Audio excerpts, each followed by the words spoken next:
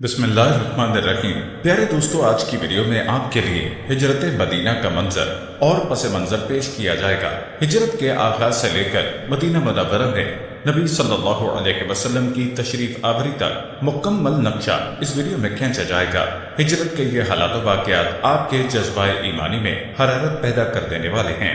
Video کو آپ نے سکپ نہیں کرنا اور آخر تک لازمی دیکھنا ہے۔ تو چلیے شروع کرتے ہیں۔ پیارے دوستو، تاریخی واقعات گواہ ہیں کہ بیعت عقبہ ثانیہ کے بعد قریش کے مظالم نے مسلمانوں کے لیے مکے کی رہائش غیر ممکن بنا دی تھی، لہٰذا اللہ کے حکم سے حضور اکرم صلی اللہ علیہ وسلم نے مسلمانوں کو ہجرت کی اجازت مرحمت فرما دی اور معقول وجہ کے بغیر ہجرت نہ کرنے پر وعید بھی سنائی، جیسا کہ حضرت جریر بن عبداللہ روایت کرتے ہیں کہ حضور اکرم صلی اللہ علیہ وسلم نے فرمایا، میں بیزار ہوں ہر اس مسلمان سے جو مشرکوں کے اندر اقامت اختیار کرے۔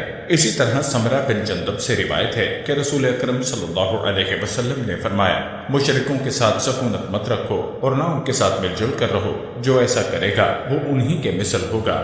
یوں حضور اکرم صلی اللہ علیہ وسلم سے ہجرت کا یہ اعلان سن کر صحابہ اکرام بھاری تعداد میں مدینہ منتقل ہونا شروع ہو گئے۔ تمام سیرت نگاروں کا اس بات پر اتفاق ہے کہ سب سے پہلے ہجرت کا شرف حضرت ابو سلمہ رضی اللہ تعالیٰ عنہ نے حاصل کیا۔ وہ نکلے تو تھے اپنی بیوی ام سلمہ اور بیٹے سلمہ کو لے کر، لیکن اتنے میں ام سلمہ کے قبیلے والے آ گئے اور انہوں نے اپنی لڑکی کو جانے نہیں دیا۔ اسی وقت ابو سلمہ کے قبیلے والے بھی آ گئے اور کہا، تو چلا جا، لیکن ہمارے لڑکے کو ساتھ نہیں لے جا سکتا۔ یہ کہہ کر وہ ابو سلمہ کے بیٹے کو بھی لے گئے اور اس طرح انہیں تنہا ہی ہجرت کرنا پڑی۔ پیارے دوستو، سیرت کی کتابیں ان واقعات سے بھری پڑی ہیں کہ مہاجرین کو کن کن مصائب سے ہو کر مدینہ جانا پڑا۔ حضرت صہیب رومی نے جب ہجرت کا ارادہ کیا تو قریش نے انہیں روک کر کہا، جب تم یہاں آئے تھے تو ایک فقیر تھے اور اب ایک امیر آدمی کی حیثیت سے جانا چاہتے ہو۔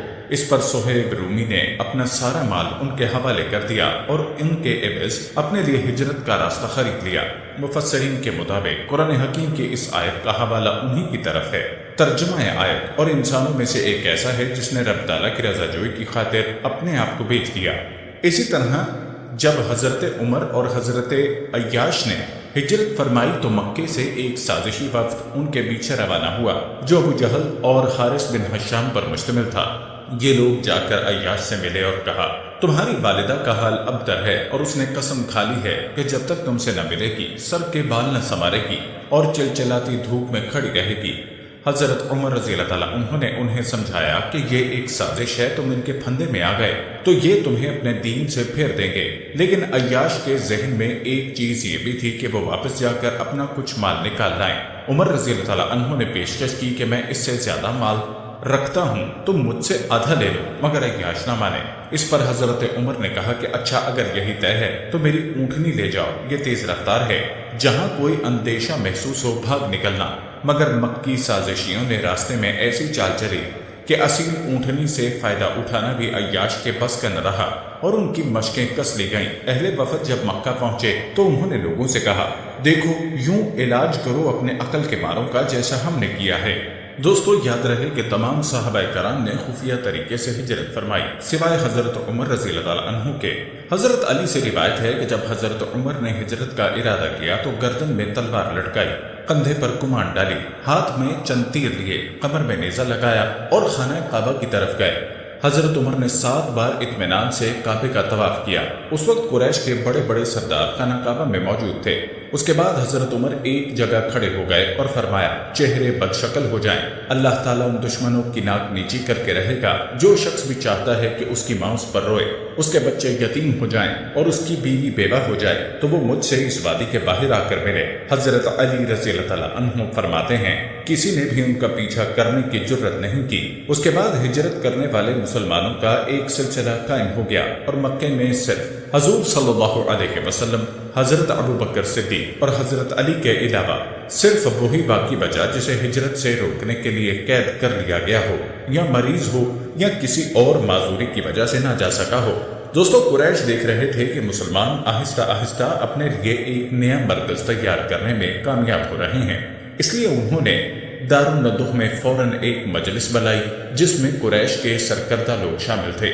وہ اس بات پر غور و فکر کر رہے تھے کہ کس طرح حضور صلی اللہ علیہ وسلم کو اپنے راستے سے ہٹائیں ایک شخص اپنی رائے دے رہا تھا، لیکن وہاں بیٹھا ایک نجدی بوڑھا ان کی رائے کو بدلائل رد کرتا جا رہا تھا۔ آخر میں ابو جہل نے تجویز پیش کی، سب قبائل میں سے ایک ایک آدمی مل کر حضور اکرم صلی اللہ علیہ وسلم کے گھر کا گھیراؤ کریں اور انہیں نعوذ باللہ قتل کر دیں۔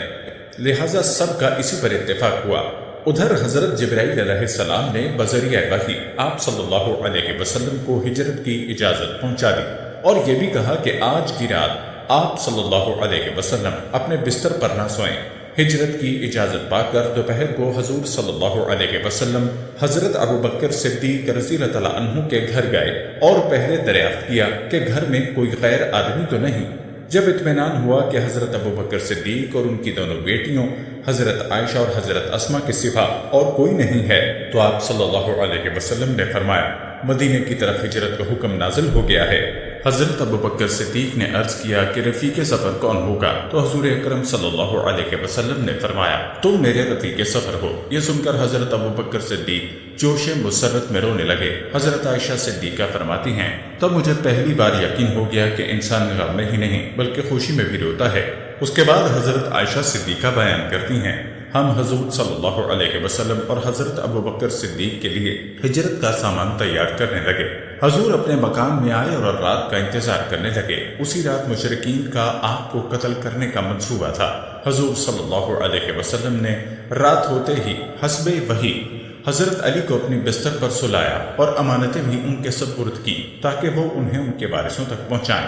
جب رات کو قریش نے آپ صلی اللہ علیہ وسلم کے گھر کا گھیراؤ کیا تو آپ نے ایک مٹھی خاک اٹھائی اور دروازہ کھول کر سبھی کافروں پر تھوڑی تھوڑی پھینکی، جس کی وجہ سے وہ آپ کو دیکھنے پر قادر نہ ہو سکے۔ روایات بتاتی ہیں کہ اس وقت آپ صلی اللہ علیہ وسلم یہ آیت تلاوت کر رہے تھے۔ ترجمہ: ہم نے ان کے آگے رکاوٹیں کھڑی کر دی اور ان کے پیچھے رکاوٹ کھڑی کر دی، بس ہم نے انہیں ڈھانک لیا اور وہ کچھ دیکھ نہیں رہے ہیں۔ یہ 27 صفر 14 نبوت کی درمیانی رات تھی۔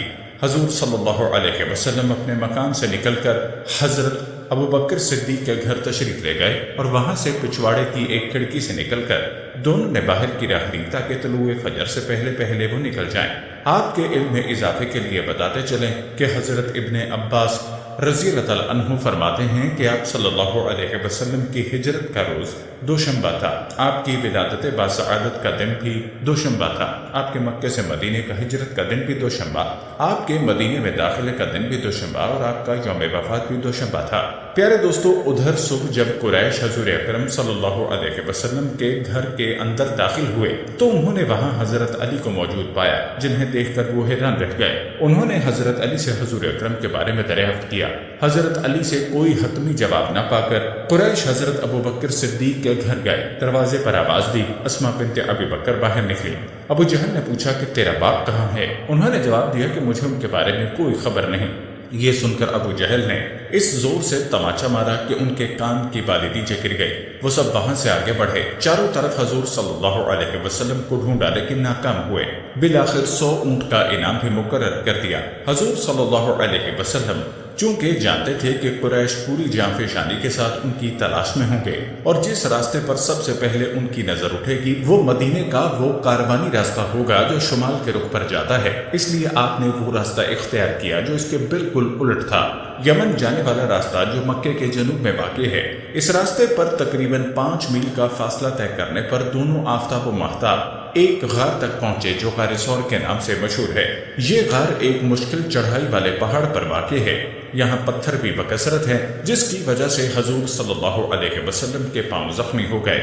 یہ بھی بتایا جاتا ہے کہ آپ نشان قدم چھپانے کے لیے پنجوں کے بل چل رہے تھے، اس لیے آپ کے پاؤں زخمی ہو گئے۔ بہرحال وجہ جو بھی رہی ہو، حضرت ابوبکر صدیق رضی اللہ تعالیٰ عنہ نے پہاڑ کے دامن میں پہنچ کر آپ صلی اللہ علیہ وسلم کو اٹھا لیا اور دوڑتے دوڑتے غار تک پہنچے۔ پیارے دوستو، ذرا غور فرمائیے۔ کہتے ہیں غار میں داخل ہونے سے پہلے حضرت ابوبکر صدیق نے حضور سے گزارش کی کہ میرے ماں باپ آپ صلی اللہ علیہ وسلم پر قربان، آپ ذرا باہر بیٹھیں، میں اندر جا کر غار کا معائنہ کروں کہ کوئی ایذا پہنچانے والا جانور تو موجود نہیں۔ حضرت ابوبکر صدیق غار کے اندر گئے اور دیکھا کہ غار کے اندر بہت سے سوراخ ہیں جن سے سانپ یا بچھو وغیرہ کے نکلنے کا امکان ہے۔ حضرت ابوبکر صدیق نے اپنے کپڑے سے جو زائد کپڑے تھے انہیں پھاڑ کر ان سوراخوں کو بند کیا، لیکن ایک سوراخ باقی رہ گیا۔ حضرت ابوبکر صدیق نے اس پر اپنا پاؤں رکھا اور اس کے بعد حضور سے اندر آنے کی گزارش کی۔ حضور اندر آ گئے اور حضرت ابوبکر صدیق کی آغوش میں سر رکھ کر سو گئے۔ اسی دوران حضرت ابوبکر صدیق کے پاؤں میں کسی چیز نے ڈس لیا، اور جب تکلیف کی وجہ سے آنسو بہنا شروع ہوئے تو حضور صلی اللہ علیہ وسلم بیدار ہو گئے، اور پوچھنے پر جب پتا چلا کہ کسی جانور نے ڈس لیا تو حضور نے اس زخم پر لعاب دہن لگا دیا۔ تکلیف جاتی رہی۔ سبحان اللہ۔ دوستو اس جان نثاری پر کمنٹ میں ایک بار سبحان اللہ ضرور لکھیے گا۔ پیارے دوستو یہی وہ رات تھی جس نے حضرت ابوبکر صدیق کی قدر و منزلت میں اضافہ کرنے میں خاص رول ادا کیا۔ جب کچھ لوگ حضرت عمر کو ابوبکر پر فوقیت دینے لگے تو حضرت عمر نے فرمایا، عمر اور اس کی جانے والی نسل کی عبادت کا موازنہ اگر حضرت ابوبکر صدیق کی اس ایک رات سے کیا جائے جو انہوں نے حضور صلی اللہ علیہ وسلم کے ساتھ غار ثور میں گزاری، تب بھی میرا ان سے کوئی موازنہ نہیں۔ بہرحال دوستو اس غار میں دونوں حضرات نے 3 راتیں گزاری۔ اس دوران میں حضرت ابوبکر صدیق کے بیٹے عبداللہ مکے میں جو کچھ ہو رہا تھا اس کی خبر ان تک پہنچا دیتے۔ ادھر حضرت ابوبکر صدیق کے غلام عامر بن فہیرہ بکریاں چراتے رہے، اور جب رات کا ایک حصہ گزر جاتا تو بکریاں لے کر ان کے پاس پہنچ جاتے۔ اس طرح دونوں حضرات رات کو آسودہ ہو کر دودھ پی لیتے، پھر صبح ہونے سے پہلے ہی عامر بن فہیرہ بکریاں ہانک کر چل دیتے۔ تینوں رات کو انہوں نے یہی کیا۔ کہتے ہیں کہ حضرت ابوبکر صدیق نے پہلے ہی عبداللہ بن اریقت جو کہ مسلمان نہ تھا مگر قابل اعتماد تھا 3 دن کے بعد غار ثور پہنچ جانے کو کہہ دیا۔ جب دوشنبہ کی رات آئی جو ربیع الاول کی چاندنی رات تھی تو عبداللہ بن اریقت دونوں اونٹنیاں جو کہ حضرت ابوبکر صدیق کے گھر میں موجود تھیں اور ایک اونٹ لے کر غار ثور کے نزدیک دامن ثور میں پہنچ گیا۔ پیارے دوستو یہاں ایک بات قابل تذکرہ ہے کہ حضرت ابوبکر صدیق روانگی کے وقت اپنا تمام تر زر نقد جو 5-6 ہزار درہم تھے لے کر روانہ ہوئے۔ حضرت ابوبکر صدیق کے والد ابو قحافہ جو ابھی تک کفر کی حالت میں تھے اور نابینا تھے گھر میں آئے اور دونوں پوتیوں سے کہا، ابوبکر خود تو چلا گیا اور سارا مال بھی لے گیا۔ حضرت اسما بولی، دادا جان کو ہمارے لیے بہت روپیہ چھوڑ گئے۔ یہ کہہ کر انہوں نے کپڑے میں بہت سے سنگریزے لپیٹ کر اس جگہ لے جا کر رکھے جہاں روپے کی تھیلی رہتی تھی اور دادا کا ہاتھ پکڑ کر لے گئی۔ انہوں نے ہاتھ سے ٹٹول کر دیکھ لیا اور سمجھا کہ روپیہ موجود ہے۔ پوتیوں سے کہا، اب ابوبکر کے جانے کا کوئی غم نہیں۔ البتہ دوستو بات ہو رہی تھی سفر ہجرت کی۔ رسول اللہ اور ابوبکر نے غار ثور سے کوچ فرمایا۔ عامر بن فہیرہ اور عبداللہ بھی ساتھ تھے۔ یہ مختصر سا قافلہ رات کے پہلے حصے میں ہی روانہ ہو گیا اور اگلے دن ربیع الاول 14 نبوی کے سپہر تک سفر کرتا رہا۔ سپہر کے قریب خیمہ ام سعید پر پہنچے۔ یہ بوڑھی عورت قوم خزایا سے تھی اور کافروں کو پانی وغیرہ پلا دیتی تھی۔ یہاں آپ صلی اللہ علیہ وسلم نے بکری کا دودھ پیا اور تھوڑی دیر آرام فرما کر پھر روانگی کا حکم دیا۔ کچھ دور چلے ہوں گے کہ سراقہ تعقب کرتے ہوئے آپ صلی اللہ علیہ وسلم کے پیچھے آیا، لیکن جب اس کا گھوڑا بار بار زمین میں دھنس گیا تو وہ ڈر گیا۔ بالآخر حضور اکرم سے ایک تحریری امان لے کر واپس چلا گیا۔ آپ کو بتاتے چلیں کہ سراقہ فتح مکہ کے بعد مسلمان ہو گیا تھا اور اسی تحریر کو اس نے فتح مکہ کے روز اپنے لیے دستاویز امان بنایا۔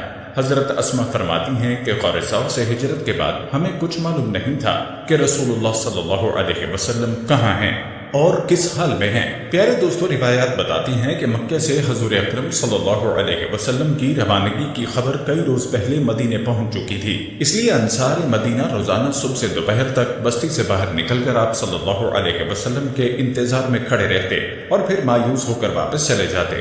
اس دن بھی جب وہ واپس لوٹ کر جا رہے تھے کہ ایک یہودی جو اس وقت اپنے مکان کی چھت پر چڑھا ہوا تھا اس نے دور سے نبی اکرم کے اس قافلے کو دیکھ کر گمان کیا یہی وہ قافلہ ہے جس میں رسول اللہ تشریف لا رہے ہیں۔